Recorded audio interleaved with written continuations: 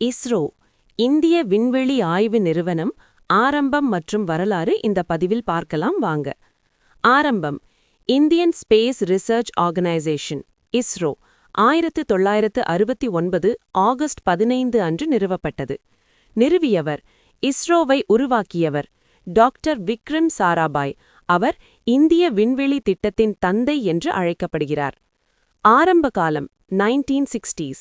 1962இல் இன்கோஸ்பார் தொடங்கப்பட்டது. இதை விக்ரம் சாராபாய் தலைமையேற்றார். டிபார்ட்மெண்ட் ஆஃப் அட்டாமிக் எனர்ஜி கீழ் செயல்பட்டது. இஸ்ரோ உருவாக்கம் 1969. இன்கோஸ்பார் இஸ்ரோவாக மாற்றப்பட்டது. நோக்கம்: விண்வெளி தொழில்நுட்பத்தை இந்திய முன்னேற்றத்திற்கு பயன்படுத்துவது. முக்கிய சாதனைகள்: 1.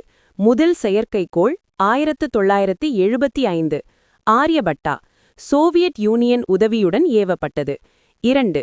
SLV-3 rocket 1980.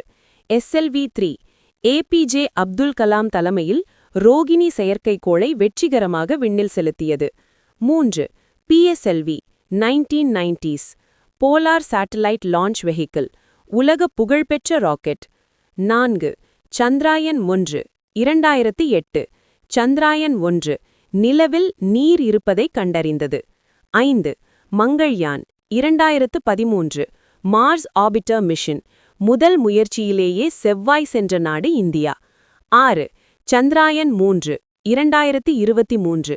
சந்திராயன்-3 நிலவின் தென் துருவத்தில் வெற்றிகரமாக தரையிறங்கியது. இஸ்ரோவின் நோக்கம்: தொலைத்தொடர்பு, வானிலை கணிப்பு, விவசாய உதவி, பாதுகாப்பு மற்றும் ஆராய்ச்சி. ஸ்டார் தலைமையகம்: பெங்களூரு.